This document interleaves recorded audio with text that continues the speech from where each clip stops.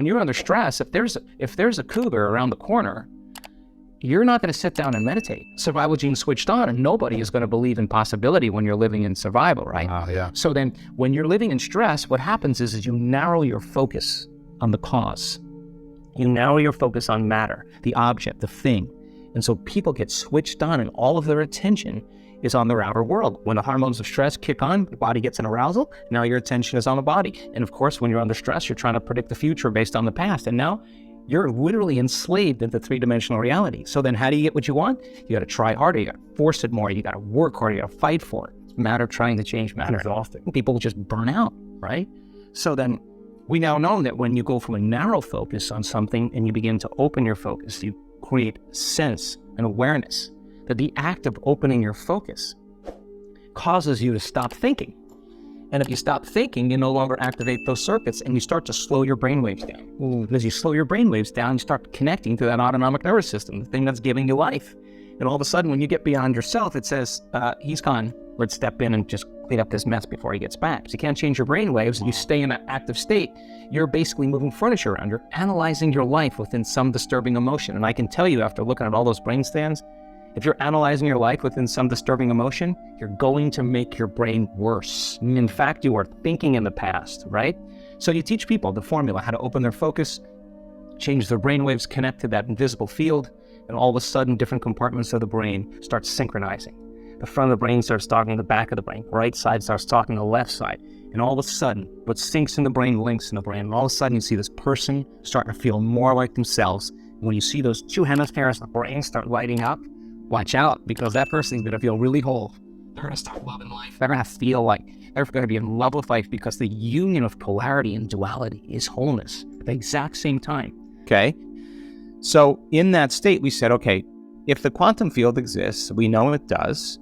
We're just unaware of it. We can experience it with our senses. The only thing that we can experience it with is our awareness.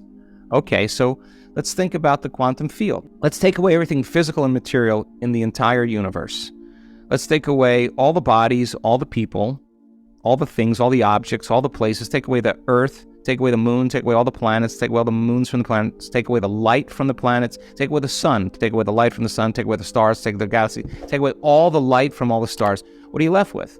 A vacuum, a void, nothing physical. Yeah, so the same energy that's made up, is making up the atom, is the same exact void or vacuum that the entire universe sits in. So we discovered that if we ask people to go from a narrow focus, where they're focusing on something physical and material, ask them to expand their focus or broaden their focus and take their attention off of everything known, everything physical and material, and keep investing their attention and energy on nothing, somehow the brain gets very orderly and very coherent. Different compartments of the brain that were once divided start to unify. Now that void, that vacuum, that immaterial, that nothing, the ether, the formless, the structureless, whatever you want to call that, is pregnant in possibilities. Now, in that realm of the quantum, you have to cross through a door. And what we discovered is if you take your attention off your body, you take your attention off of everybody in your life, you take your attention off your cell phone and everything that's physical and material, you take your attention off where you're sitting, where you sleep, where you live, where you work, where you need to be, and you take your attention off the familiar past or the predictable future, and you find the sweet spot of the present moment, and you go to this place of being nobody, no one, no thing, nowhere, and no time. You're disinvesting all of your attention and energy out of this three-dimensional reality And deepening that understanding, which means, do we need a sugar pill, saline injection, or some false surgery or procedure to change our state of being? I mean, do you need some external influence? Because the sugar pill is a symbol. It's a symbol of possibility, and the person has been conditioned that pills heal people, so they put their power into it. And the moment the physician says, this is a new drug, and the physician is enthusiastic or excited about it, that enthusiasm becomes contagious. And the person all of a sudden sees the possibility in their mind. They actually see a future, that they actually could be healthy or better. That's a clear intention. And when they feel optimistic, when they feel inspired, when they feel grateful, when they're changing their emotions or energy, they're combining a clear intention with an elevated emotion. And if thoughts are the vocabulary of the brain and feelings are the vocabulary of the body, and how you think and how you feel creates your state of being, they just move from their past present state of being into a future present state of being. They began to change their brain and body by thought alone. So then, do you need that sugar pill, or can you just do it without it? And get so good at doing it that you can change your state of being without the belief that you need to rely on something. So if you're living in survival, there's better chances of surviving if you run from the unknown. And by the way, when you're living in survival at the infinite potentials in the quantum field, you'll select the worst case scenario in your mind. And you'll begin to emotionally prepare yourself for the worst case scenario, because you have better chances of surviving. There you go. If you prepare for the worst, right? There you go. People spend their whole life thinking about the worst thing and emotionally embracing it. Well, you take a thought and emotion, or an image and an emotion, you're branding or conditioning your body into what? Anxiety, into fear. So then you keep doing that over and over again, the body becomes the mind of fear. And whether you think you can control it or not, you're gonna have a panic attack. And the panic attack is the body saying, you've conditioned me this way. Try as you may with your conscious mind to control it.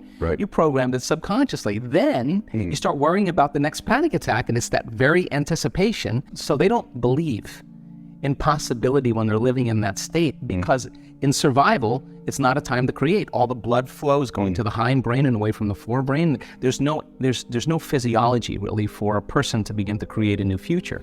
So think about it. So then 70% of the time, people in the world are living, anticipating the next moment based on their past moment. And so they're laying reality down moment by moment with the next known, the next predictable moment. And so the hormones of stress endorse the senses. Our senses become heightened when we're under stress, and we become materialists. We narrow our focus on the danger. So then you're focusing on matter. You're focusing on the material world. And when you do that, you put all your attention, the arousal of the stress hormones puts all your attention on your body. If you're being chased by T-Rex, you better be paying attention to your body. When people start reaching this moment, my goodness, they're overcoming themselves. And now they're at that perfect place to create. And my definition of creation is when I forget about myself. That's when you're free. So some people can do it because they practice it. Other people can't get beyond the addiction of a certain emotion. That means their body is still their mind. So then if you're sitting in meditation and your body's throwing the kitchen sink at you and saying, Ed, you're a loser, you're never going to change, this is too hard, why don't you quit? And you're aware that that's your body doing that, and you say to your body, we're going to sit here, and we're going to sit in this fire, and I'm going to keep applying the formula, and your brain starts running to all the emails you have to do, and you become aware of that, and you return back to the present moment. You tell the body it's no longer the mind, that you're the mind. Now your will is getting greater than that program, and there's a liberation of energy. And every time you do that, that's a victory.